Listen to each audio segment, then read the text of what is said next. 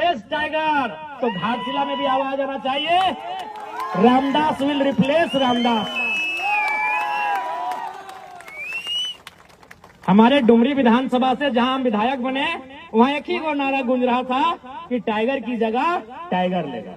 जरूरी नहीं कि उसका परिवार सही होगा, जो टाइगर होगा वही टाइगर की जगह लेगा, और टाइगर ने जगह डुमरी में ले लिया।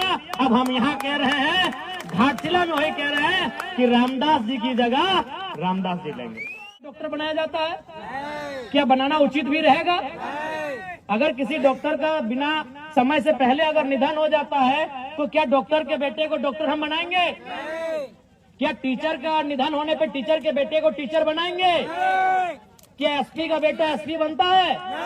तो ये कौन सा पैटर्न है भाई कि विधायक का बेटा विधायक बने, सांसद का बेटा सांसद बने, मंत्री का बेटा मंत्री बने? आखिर ये कौन सा पैटर्न है? जबकि एक बनाया जाए, राजा के बेटे का राज्याभिषेक ना किया जाए, इसीलिए वोट मिला है कि एक गरीब किसान को आप राजा बना सके। और अब फिर अगर उस वोट का इस्तेमाल उसी राजा परिवार को बनाने में करेंगे, तो 1950 में जो हमारी स्थिति थी और आज 2050, आज आप देखिए, जब से जेल कैंप पार्टी का उदय हुआ है, जब भी किसी को अगर थोड़ा मने चोट भी लगता है, एक मामूली चोट लगता है, तो सबसे पहले जेल कैंप को याद किया जाता है। और हम लोग रात 2 बजे 3 बजे तक धरना में जाके बैठते हैं, जब तक उसको न्याय नहीं मिले। अरे राज्य में तो छोड़िए, हम लोग प्रदेश भी जाते हैं। हमारे पार्टी के लोग मजदूरों की बात को अगर देखा जाए, न्याय दिलाने के लिए हम लोग राजस्थान उड़ीसा तक जाते हैं। तो ये भी आपको तय करना है, बड़ी पार्टियां, चूंकि बड़ा लेवल है उनका, बड़ी पार्टियां हैं, वो आपके बीच चुनाव में आएंगी। हमेशा अगर आपके बीच कोई है तो जेल कैंप खड़ा है। इसलिए मैं जनता जनार्दन से आग्रह करूंगा, जो लोग यहाँ तक नहीं भी आए हैं, चूंकि दीपावली का दिन चल रहा है, हम लोग इस बात को समझ रहे हैं कि लोग पर्व त्योहार है, लेकिन जो लोग घरों में भी बैठे हुए हैं, मैं उनको स्पष्ट कहूंगा, इस बार वोट बदलाव के लिए करिए। बदलाव का होना बहुत जरूरी है। अगर बदलाव नहीं होगा तो राजनीति कुछ परिवारों तक सीमित रह जाएगा। फिर और यहाँ आप सोचिए ना, यहीं आप सोचिए चंपई चचा, क्योंकि मान के चलिए सोमेश जी के पिताजी का देहांत हुआ है, तो उस पर हम थोड़ा सा रहने देते हैं, हम चंपई चचा का ही उदाहरण लेते हैं। चंपई चचा मुख्यमंत्री रह चुके हैं, कई बार मंत्री रह चुके हैं, रहे कि नहीं, लेकिन फिर भी उनको याद है कि बाबूलाल सोरेन को सेट कर दिया जाए। चंपई चचा मुख्यमंत्री रह चुके हैं, मंत्री रह चुके हैं, कई बार विधायक रह चुके हैं, फिर भी उनको बुढ़ापे में चिंता है, जबकि उनके पास अरबों की संपत्ति है। अगर आज के दिन से चंपई चाचा बिस्तर में बैठ जाए ना, बेड में बैठ जाए, घर में खटिया में बैठ जाए, तो उनकी 5 पुश्ते आराम से बैठ के खाएंगी। आज भी अगर चंपई चाचा कुछ ना करे, चंपई चाचा अगर कुछ ना करे, तो उनकी हमें लगता है कम से कम, ज्यादा तो हो, बहुत ज्यादा होगा, 5 पुश्ते यानी 5 पीढ़ियां बैठ के खाएंगी। फिर भी उनको चिंता है कि बाबूलाल सोरेन को विधायक कैसे बनाना है। बगल में रघुवर दास जी हैं, मुख्यमंत्री रह चुके हैं, गवर्नर रह चुके हैं, कई बार वो भी मंत्री रह चुके हैं, हमको लगता है 5-6 बार विधानसभा भी जा चुके हैं, यानी विधायक बन चुके हैं। फिर भी उनको चिंता है कि अपनी पुतोहू को टिकट देके विधायक बना दिए, जबकि आपको भी मालूम है वो 5-10 पीढ़ी बैठ के खाएंगे। लेकिन रघुवर चचा को भी चिंता है कि हमारी पुतोहू विधायक कैसे बने। यही आपके अर्जुन मुंडा जी, हमारे इस राज्य के और एक मुख्यमंत्री, बहुत नामी चेहरे, केंद्र में भी मंत्री रह चुके हैं, उनको भी चिंता है कि अपनी पत्नी को इस पर टिकट दिला दे, पॉडकास्ट से उनकी पत्नी लड़ी। तो ये अब जनता को तय करना है कि जो मुख्यमंत्री रहा है उसको अपने बच्चों की चिंता है, उसे अपने बेटे की, पुतोहू की, पत्नी की चिंता है। तो जनता अपने बच्चों की चिंता करती है नहीं करती है, ये आप पे डिपेंड करता है। उनसे सीखिए कम से कम। वो मैं 3 मुख्यमंत्री का आपको नाम गिनाया, आप ही के कोल्हान के, उधर मधुकोड़ा को छोड़ देते, अभी दूरी है, यहीं आपके अगल बगल के चंपई चचा, रघु चाचा, मुंडा जी, 3 मुख्यमंत्री। और किनको टिकट दिलाया? एक ने बेटे को जो घाटशिला में उम्मीदवार है, एक ने पत्नी को जो चुनाव हार गई, और एक ने अपनी पुतोहू को जो चुनाव जीत के विधायक बनी है। अरे जिनके पास अरबों की संपत्ति है, लाख और करोड़ तो छोड़िए, अरबों की, जिनकी संपत्ति अनुमानित अरबों की है, आज वे लोग चिंता कर रहे हैं मेरा बेटा कैसे विधायक बने, मेरी बहू कैसे विधायक बने, मेरी पत्नी कैसे विधायक बने।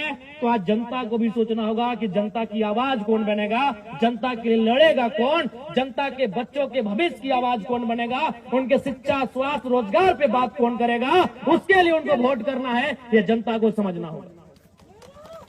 और नहीं तो फिर इसी प्रकार ये राजनेता इस राजनीति को हमसे दूर लेके चले जाएंगे। जब भारत देश में वोट देने की तारीख की शुरुआत हो रही थी, जब भारत देश में वोट देने का नियम बन रहा था, तो देश के संविधान निर्माताओं के प्रमुख डॉक्टर भीमराव अंबेडकर जी ने कहा था कि आज के बाद से इस देश में राजा रानी के पेट से नहीं, मतपेटी से निकलेगा। लेकिन जनता ने उस पैटर्न को तोड़ दिया है। आज फिर आप राजा के घर में राजा चुनने लगे हैं। अरे राजा के घर में राजा ना चुना जाए, इसीलिए तो वोट का अधिकार मिला है आपको, कि राजा की पत्नी को रानी ना बनाया जाए, राजा के बेटे का राज्याभिषेक ना किया जाए, इसीलिए वोट मिला है कि एक गरीब किसान को आप राजा बना सके। और अब फिर अगर उस वोट का इस्तेमाल उसी राजा परिवार को बनाने में करेंगे, तो 1950 में जो हमारी स्थिति थी और आज 2025 में जो हमारी स्थिति है, क्या अंतर रहा। ये वोट का अधिकार क्यों मिला?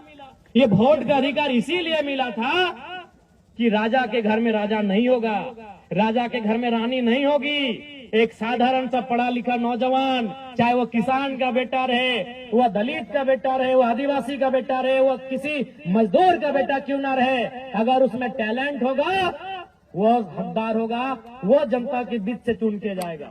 इसलिए वोट की व्यवस्था आई।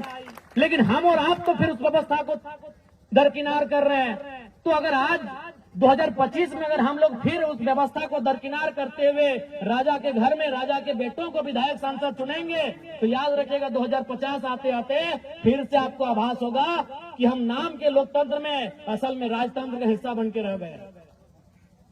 आपको उस समय फिर एहसास होगा कि अंग्रेज चले गए, लेकिन उनकी ईस्ट इंडिया कंपनी आज HCL कंपनी का रूप धारण कर चुकी है। आज टाटा टिस्को टेल्को के रूप में काम कर रही है, क्योंकि आपने फिर से वही परिपाटी को दोहराया, आपने फिर से वही पैटर्न को दोहराया कि राजा के घर में ही जो होगा देखा जाएगा। तो फिर जनता का सुनेगा कौन, जनता की पूछेगा कौन? आप ईमानदारी से बताइए, घाटशिला में अगर कोई भी जरूरत पड़ा, घाटशिला में अगर कोई भी दुख पड़ा, तो क्या वे लोग आपके बीच आकर इस प्रकार जमीन में बैठेंगे? क्या आपके साथ धूल कण में बैठकर आपके लिए आंदोलन करेंगे? क्या आपके साथ सड़क में बैठकर आपकी आवाज को बुलंद करेंगे? नहीं करेंगे।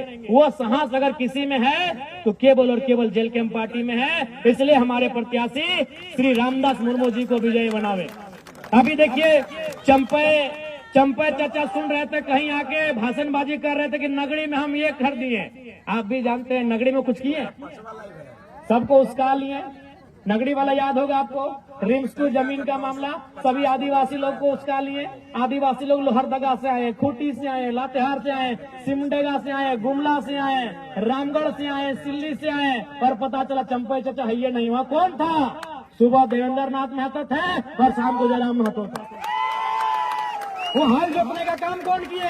हमारे पार्टी के देवेंद्र बाबू किए कि नहीं? चंपा चाचा डर से अंदर में थे। और उनका बेटा का बोली आप सुने होंगे, बाबूलाल भैया का। उनको मीडिया को नहीं, उनको पूछा, पुलिस बोला कि चलिए आपको अरेस्ट करके थाना ले जाते हैं। बोला नहीं, हम यूट्यूब में देखे हैं, हम लोग के आदिवासी भाई का इनकाउंटर हुआ है, तो आप मेरा इनकाउंटर कर देंगे, हमको डर है। तो बताइए बाबूलाल दा इतना डरिएगा तो राजनीति काहे कर रहे हैं? चंपा चाचा इतना ला दिए हैं, बस जोती और खाइए। सुने कि नहीं हम घर चले जाएंगे। ये बाबूलाल जी का स्टेटमेंट है कि हम घर चले जाएंगे।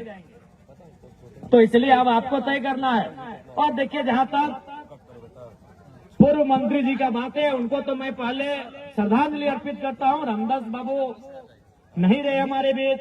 उसी समय दिसंबर शिबू सोरेन का भी देहांत हुआ, निधन हुआ। निसंदेह उनके निधन होने से, उनके दुनिया से चले जाने से राज्य की जनता मर्माहत है, राज्य की जनता में दुख है। लेकिन ये जरूरी नहीं है कि उनके घर से जो आएगा विधायक बनने के लिए वही उस राज्य को चलाएगा या फिर वही उनकी तरह काम करेगा। यहाँ सिंपल है। आपको याद होगा जब हमारे ही डुमरी विधानसभा में जगन्नाथ बाबू नहीं रहे तो वहां एक स्लोगन आया कि टाइगर विल रिप्लेस टाइगर, क्योंकि जगन्नाथ बाबू को अभी वहां टाइगर कहा जाता था। सुने आज उनके पिताजी का भी निधन हुआ, उनको भी हम श्रद्धासुमन श्रद्धांजलि अर्पित करते हैं। तो वहां भी जनता के बीच से एक आवाज आया कि टाइगर विल रिप्लेस टाइगर, तो घाटशिला में भी आवाज आना चाहिए रामदास विल रिप्लेस रामदास। हमारे डुमरी विधानसभा से जहां हम विधायक बने वहां एक ही वो नारा गूंज रहा था कि टाइगर की जगह टाइगर लेगा। जरूरी नहीं वो उसका परिवार सही होगा, जो टाइगर होगा वही टाइगर की जगह लेगा, और टाइगर ने जगह डुमरी में ले लिया। अब हम यहाँ कह रहे हैं, घाटशिला में वही कह रहे हैं कि रामदास जी की जगह रामदास जी लेंगे। सीधा बात है, रामदास सोरेन जी की जगह रामदास मुर्मू जी लेंगे, रामदास जी की जगह रामदास जी लेंगे। ये तो आवश्यक नहीं है कि भाई उनके घर में जो जन्म ले उनका जो खून हो वही उनके जैसा हो, वही उनके जैसा काम करिए, जरूरी है। अगर ऐसा होता तो आज प्रधानमंत्री गांधी का पोता को होना चाहिए था, गांधी जी का पोता को होना चाहिए था, भगत सिंह के रिश्तेदार को होना चाहिए था, सरदार पटेल के रिश्तेदार को होना चाहिए था, नेताजी सुभाष चंद्र बोस के रिश्तेदारों को होना चाहिए था कि नहीं? अब गांधी जी अगर 1942 में आधे कपड़ों का आधा कपड़ा पहन के आंदोलन किए हैं और उनका वंशज अगर आज बूट टाइम में आके कहेगा कि हमारे पूर्वज महात्मा गांधी जी उस समय ऐसा किए हैं, वो तो भाई आज का समय अलग है, उस समय अलग थे। गांधी पूरे देश के थे, अपने परिवार के नहीं थे। क्या रामदास बाबू अपने परिवार के थे? नहीं, वो झारखंड के मुख्य माफ कीजिएगा मंत्री थे। रामदास बाबू जब झारखंड के मंत्री थे तो झारखंड का कोई बेटा उनकी जगह लेगा, उनका ही परिवार क्यों लेगा? और हमको आज तक समझ में नहीं आया भाई ये सहानुभूति क्या है, ये सहानुभूति राजनीति में क्यों? आप ही बताइए, क्या अगर कोई किसी डॉक्टर का निधन हो जाए तो क्या डॉक्टर के बेटे को डॉक्टर बनाया जाता है? क्या बनाना उचित भी रहेगा? अगर किसी डॉक्टर का बिना समय से पहले अगर निधन हो जाता है तो क्या डॉक्टर के बेटे को डॉक्टर हम बनाएंगे? क्या टीचर का निधन होने पे टीचर के बेटे को टीचर बनाएंगे? क्या एसपी का बेटा एसपी बनता है? तो ये कौन सा पैटर्न है भाई कि विधायक का बेटा विधायक बने, सांसद का बेटा सांसद बने, मंत्री का बेटा मंत्री बने? आखिर ये कौन सा पैटर्न है? जबकि एक एसपी से महत्वपूर्ण एक एमएलए होता है, एक डॉक्टर से महत्वपूर्ण एक एमएलए होता है, एक टीचर से महत्वपूर्ण एक एमएलए होता है, क्योंकि डॉक्टर, टीचर और एसपी का फैसला करने वाला एक एमएलए होता है। वो विधायिका का अंग होता है, वो सरकार का अंग होता है। वो फैसला करेगा कि आपके स्कूल में टीचर कितने होंगे, वो फैसला करेगा कि आपके जो हॉस्पिटल उसमें दवा का दाम क्या होगा, वो फैसला करेगा कि आपका यहाँ आईएएस का कौन यहाँ नया तबादला होके आएगा। तो जो फैसला करता है, जो नियम बनाता है, जो इस राज्य को चलाता है, वहाँ सहानुभूति क्यों?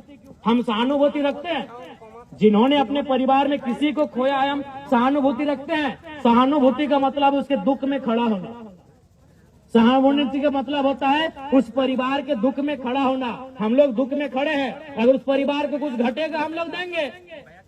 विधायक बना देना ये कौन सा सहानुभूति है भाई?